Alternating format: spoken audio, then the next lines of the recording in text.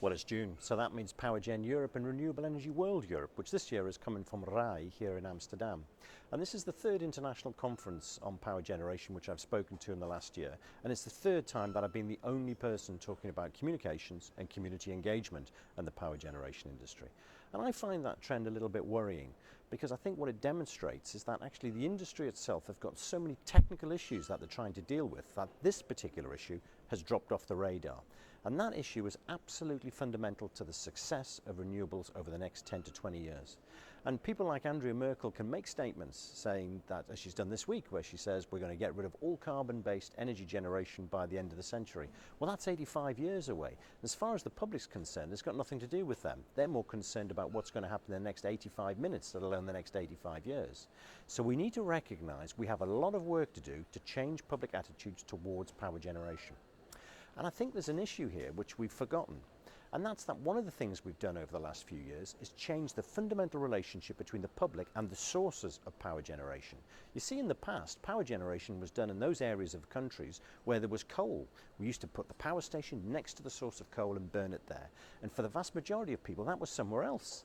Of course, the communities near those centres had to deal with it, but everybody else didn't. And what that means is what we're doing now is we're taking power generation closer to the place where it's actually going to be used. We're asking communities to host renewables in the form of solar and wind and increasingly tidal as well. Now, unless we take that point on board and fundamentally change the way we're engaging with communities and their changing relationship with power generation, we're going to be missing a trick. Because if the public just thinks the problem with power generation is the price, they won't actually be listening to us when we're trying to explain to them there's a bigger issue here. We have to decarbonise power generation. So that was one of the key points I was trying to get across in the conference presentation that I've done here. But the second point was to say that, okay, if there is a problem with power generation, actually you, the public, have a role to play. Of course, we want to minimise the amount of energy that you use, but we also want you to host this power generation near your communities. And if that's the case, there has to be something in it for the community. They have to get a benefit from having this power generation near them.